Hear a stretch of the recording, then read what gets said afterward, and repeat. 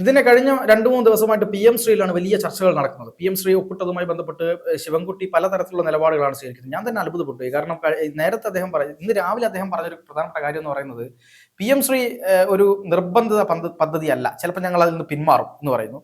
അപ്പൊ ആളുകളെല്ലാം അതെടുത്തിട്ട് ആഘോഷിക്കുന്നു. തൊട്ട് പിന്നാലെ ഇന്ന് ഉച്ചയ്ക്ക് ശേഷം അദ്ദേഹം പറയുന്നത് PM ശ്രീയിൽ ഫണ്ട് ഉടനെ കിട്ടും, അതുകൊണ്ട് പദ്ധതിയുമായി മുന്നോട്ട് തന്നെ. എന്താണ് ഇവർക്ക് സംഭവിക്കുന്നത് എന്നുള്ളത് എനിക്ക് മനസ്സിലാവുന്നില്ല. ഒന്ന്.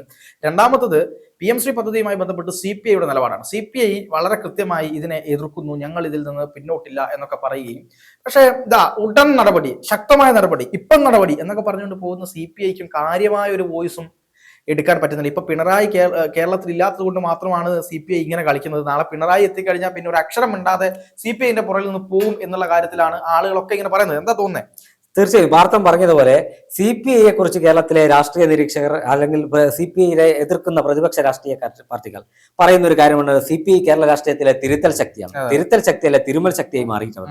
അതായത് PM ശ്രീ പദ്ധതി നടപ്പിലാക്കിയതുമായി ബന്ധപ്പെട്ട് ഇപ്പോഴും കേരളത്തിലെ ജനങ്ങൾക്ക് കൃത്യമായ കാര്യങ്ങൾ വിലയിരുത്താൻ അല്ലെങ്കിൽ ജനങ്ങളോട് കൃത്യമായ കാര്യങ്ങൾ പറയാൻ സംസ്ഥാന സർക്കാർ തയ്യാറായിട്ടില്ല.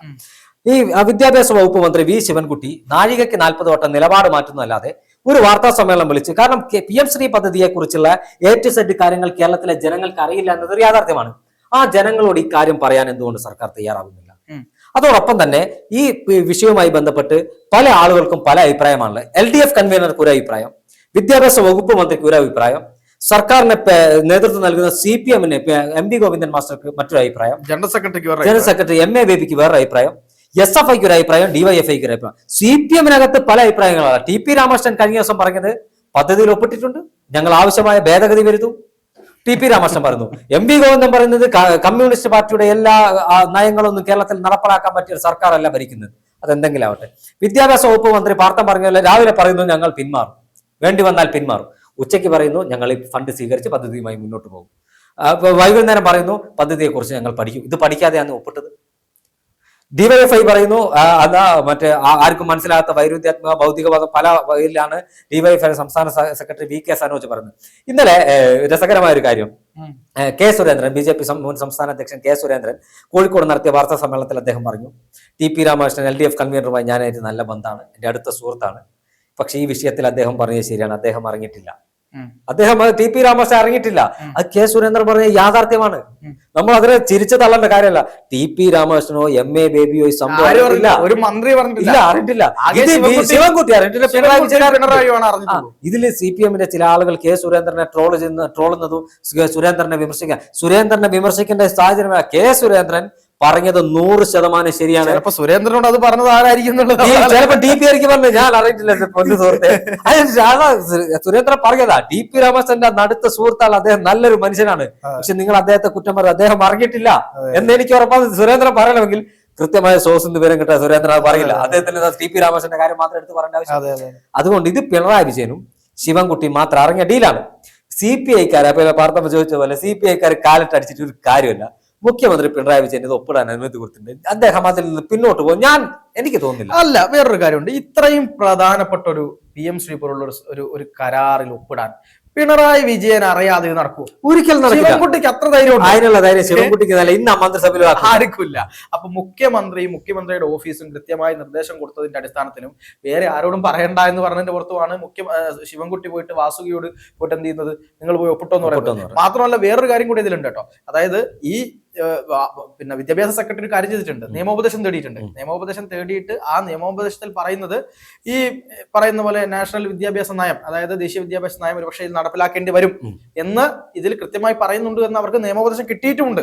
ആ നിയമോപദേശം കിട്ടിയിട്ടും നിങ്ങൾ പോയിട്ട് ഒപ്പിട്ടോളൂ എന്ന് പറഞ്ഞിട്ടുണ്ടെങ്കിൽ അത് കൃത്യമായ നിർദ്ദേശത്തിന്റെ അടിസ്ഥാനത്തിലാണ്. തീർച്ചയായും ഒരാഴ്ച മുമ്പ് അമിത്ഷാ, കേന്ദ്ര ആഭ്യന്തരമന്ത്രി അമിത്ഷാ, പ്രധാനമന്ത്രി നരേന്ദ്രമോദി, ധനകാര്യമന്ത്രി നിർമ്മല സീതാരാമൻ ഇവരുമൊക്കെയുള്ള കൂടിക്കാഴ്ച, മുഖ്യമന്ത്രി പിണറായി വിജയന്റെ കൂടിക്കാഴ്ചയുടെ ചിത്രങ്ങൾ പുറത്തു വന്നിട്ടുണ്ട്. BJP ദേശീയ അധ്യക്ഷൻ JP നദ്ദയുമായി കൂടിക്കാഴ്ച നടത്തിയിട്ടുണ്ടോ ഇല്ലയോ എന്ന് ഞാൻ പറയുന്നില്ല, കാരണം ചിത്രങ്ങൾ ഞാൻ കണ്ടിട്ടില്ല. അതുകൊണ്ട് ഞാൻ നിഷേധിക്കാനുള്ള അത് ചെയ്തിട്ടുണ്ടെന്ന് പറയുന്നില്ല. എന്തായാലും ആ കൂടിക്കാഴ്ചയുടെ ഭാഗമായിട്ടാണ് PM ശ്രീ പദ്ധതിയിൽ ഒപ്പുവെച്ചത് എന്നാണ് ഞാൻ വിശ്വസിക്കുന്നത്. ഞാൻ മാത്രമല്ല, കേരളത്തിലെ പല ആളുകളും. കാരണം കേരളത്തിലെ പല വിഷയങ്ങളിലും BJP CPM തമ്മിൽ ഒരു അന്തർധാരയുണ്ട് എന്നതൊരു യാഥാർത്ഥ്യമാണ്. നേരത്തെ കണ്ണൂർ ജില്ലയിലെ രാഷ്ട്രീയ കൊലപാതകങ്ങൾ അവസാനിപ്പിക്കാൻ മധ്യസ്ഥത വഹിച്ചത് ശ്രീയമായിരുന്നു. കാരണം നല്ല കാര്യമാണ്, നമ്മൾ നേരത്തെ സംസാരിച്ചാണ്, രാഷ്ട്രീയ കൊലപാതകങ്ങൾ അവസാനിപ്പിക്കണം എന്ന കാര്യത്തിൽ ഒരു തർക്കവുമില്ല. ഇപ്പോ മൂന്നാം പിണറായി സർക്കാരുമായി ബന്ധപ്പെട്ട് വലിയ പ്രതീക്ഷയിലാണ് ഇടതുപക്ഷമുള്ളത്. CPM-ന് എന്ത് വില കൊടുത്തും മൂന്നാമത് കേരളത്തിൽ അധികാരത്തിൽ വരണം. കാരണം ഇന്ത്യയിൽ ഇന്ന് CPM അവശേഷിക്കുന്ന ഏക സംസ്ഥാനം കേരളമാണ്. ആ കേരളത്തിൽ ഭരണം നഷ്ടമാകരുത് എന്ന് തന്നെയാണ് CPM-ന്റെ ഉറച്ച നിലപാട്. ആ ഭരണം നഷ്ടമാകാതിരിക്കാൻ CPM ആരുടെയും കാല് പിടിക്കും. നേരത്തെ EMS പറഞ്ഞിട്ടുണ്ട്, ഏത് ചെകുത്താനെ കാല് പിടിച്ചായാലും കോൺഗ്രസിനെ കേരളത്തിൽ നിന്ന് ഇല്ലാതാക്കണം. അതുകൊണ്ട് ഏത് ചെകുത്താനെ കൂട്ടുപിടിച്ചായാലും കേരളത്തിൽ ഭരണം നിലനിർത്താനുള്ള ഒരു നിലപാട് CPM സ്വീകരിക്കും. തീർച്ചയായിട്ടും കേരളത്തിൽ BJP ഒരു ചില സീറ്റുകളിൽ സഹായിച്ചാൽ CPM-ന് പുഷ്പം പോലെ ഭരണത്തിലേറാൻ കഴിയും എന്ന കാര്യത്തിൽ ഒരു തർക്കവുമില്ല. ഒരു 10-40 സീറ്റുകളിൽ BJP-യുമായി അന്തർധാര ഉണ്ടായെങ്കിൽ ഒരു സംശയമില്ലാതെ CPM-ന് മൂന്നാമതും അധികാരത്തിൽ വരാൻ കഴിയും. അതുകൊണ്ട് തന്നെ അത്തരത്തിലുള്ള ഒരു അന്തർധാരയുടെ ഭാഗമായി ഒരു ചർച്ച നടത്തുമ്പോൾ എല്ലാം ചർച്ച നടത്തിയല്ലോ. അത്തരത്തിൽ ചർച്ച നടത്തി. കാരണം മുഖ്യമന്ത്രിയുടെ തലയ്ക്ക് മുകളിൽ മകന്റെ ED സമൻസ്, മകളുടെ ED കേസ്, ലാവ്ലിൻ കേസ് ഇതൊക്കെ തൂങ്ങി നിൽക്കുന്നുണ്ട്. ഈ വിഷയമൊക്കെ സെറ്റിൽ ചെയ്യണം. അതോടൊപ്പം തന്നെ ചിലപ്പോൾ കേന്ദ്ര ആഭ്യന്തരമന്ത്രി പിണറായി വിജയനോട് പറഞ്ഞിട്ടുണ്ടാവും, അല്ലെ പ്രധാനമന്ത്രി പറഞ്ഞിട്ടുണ്ടാവും, ഞങ്ങളൊരു രാജ്യത്തൊരു വിദ്യാഭ്യാസവുമായി ബന്ധപ്പെട്ട ഒരു പദ്ധതി നടപ്പിലാക്കിയിട്ടുണ്ട്, PM ശ്രീനാഥിന്റെ പേര്. കേരളം ഒപ്പുവെച്ചിട്ടില്ല, ഒന്ന് ഒപ്പുവെച്ചാൽ എളുപ്പമായിരിക്കുന്നു ഒന്ന് സൂചിപ്പിച്ചിട്ടുണ്ടാവും. ചിലപ്പോൾ എളുപ്പമായിരിക്കുന്ന പറഞ്ഞിട്ടുണ്ടാവും പ്രധാനമന്ത്രി അമിത്ഷാ.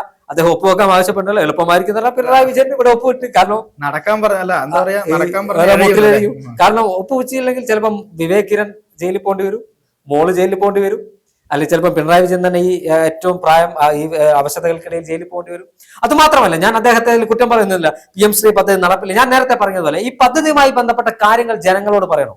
കാരണം ജനങ്ങൾക്ക് ഇപ്പം ഉള്ളത് ഒരാൾ ഒരു കാര്യം വിളിച്ചു പറയുന്നു, മറ്റൊരാൾ അതല്ല. ഇത് മുഖ്യമന്ത്രി പിണറായി വിജയനോ അല്ലെങ്കിൽ കേരളത്തിന്റെ വിദ്യാഭ്യാസ വകുപ്പ് മന്ത്രി V ശിവൻകുട്ടി ഒരു വാർത്താ സമ്മേളനം നടത്തി ജനങ്ങൾക്ക് ഇതൊരു ക്രിസ്റ്റൽ ക്ലിയർ ആയി കാര്യങ്ങൾ പറഞ്ഞു കൊടുക്കാനുള്ള ഒരു നിലപാട് സ്വീകരിക്കണം. CPI പറയുന്നതൊന്നും കേരളത്തിലെ ഇടതുപക്ഷത്തിന് നേതൃത്വം നൽകുന്ന CPM മുഖവിലേക്ക് എടുക്കില്ല. പഴയ CPM അല്ല, അതാണ് കാര്യം.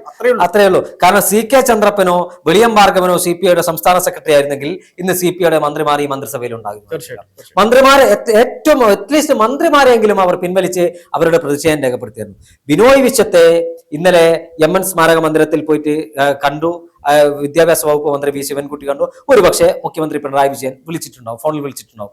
അതോടുകൂടി ബിനോയ് വിശ്വത്തിന് ഒരു നിലപാട് സ്വീകരിക്കാനൊന്നും കഴിയില്ല.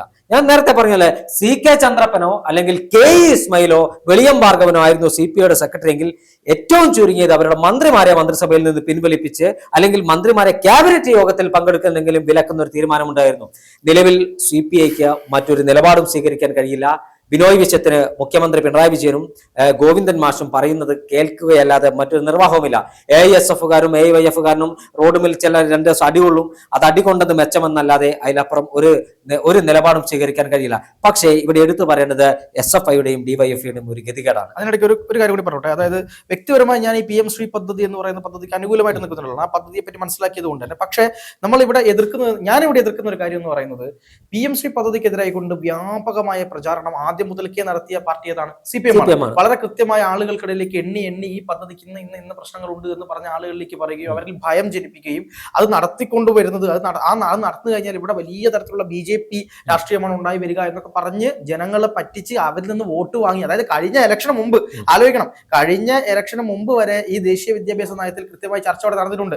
2022 ഈ പറയുന്ന മുഹമ്മദ് റിയാസ് ഇതിനെതിരെ എഴുതിയിട്ടുണ്ട്. അപ്പം ഒരു BJP വിരുദ്ധ പൊളിറ്റിക്സ് ഇവിടെ കൊണ്ടുവരാൻ വേണ്ടി വളരെ ശക്തമായിട്ട് ആരാണ് ശ്രമിക്കുന്നത്? ഈ CPM അവിടെയുള്ള പല രാഷ്ട്രീയ പാർട്ടികൾക്കും. അതിൽ ഏറ്റവും കൂടുതൽ കോൺഗ്രസിനെ അതിൽ വിമർശിക്കുന്ന ആരാ? CPM. കോൺഗ്രസ് എന്തുകൊണ്ട് കോൺഗ്രസ് ഈ കാര്യത്തിൽ അഭിപ്രായം പറഞ്ഞില്ല, എന്തുകൊണ്ട് കോൺഗ്രസ് ഈ കാര്യത്തിൽ അഭിപ്രായം പറഞ്ഞില്ല എന്ന് ചോദിച്ച് കോൺഗ്രസിനെതിരെ വളരെ ശക്തമായ കാര്യങ്ങൾ പറയുകയും എന്നിട്ട് പറഞ്ഞതെല്ലാം വിഴുങ്ങി ഇപ്പോ എന്ത് ചെയ്യാണ്? ഈ PM ശ്രീയിൽ ഒപ്പിടാൻ പോകുന്നു. അതിനെയാണ്, ആ CPM-ന്റെ ഇരട്ടത്താപ്പ് നയത്തെയാണ് ഞാനടക്കമുള്ള ആളുകൾ ചോദ്യം ചെയ്തത്. അത് അവര് തന്നെ ഉണ്ടാക്കിയ ആശങ്കയാണ് അവർ അനുഭവിക്കുന്നത് ഇപ്പോ, തീർച്ചയായും അല്ലെ?